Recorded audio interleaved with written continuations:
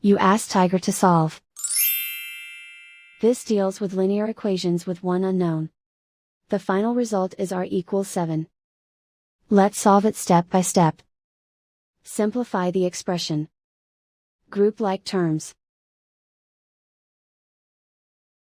Break up the fraction. Group all constants on the right side of the equation. Subtract 5/4 from both sides. Combine the fractions. Combine the numerators. Reduce the zero numerator. Simplify the arithmetic. Convert the integer into a fraction.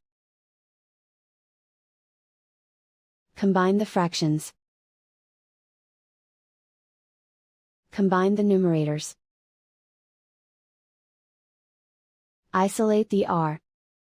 Multiply both sides by inverse fraction 4/5.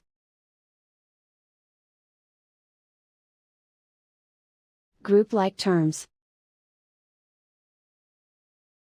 Multiply the coefficients. Simplify the fraction. Multiply the fractions. Simplify the arithmetic. And so the final result is r equals 7.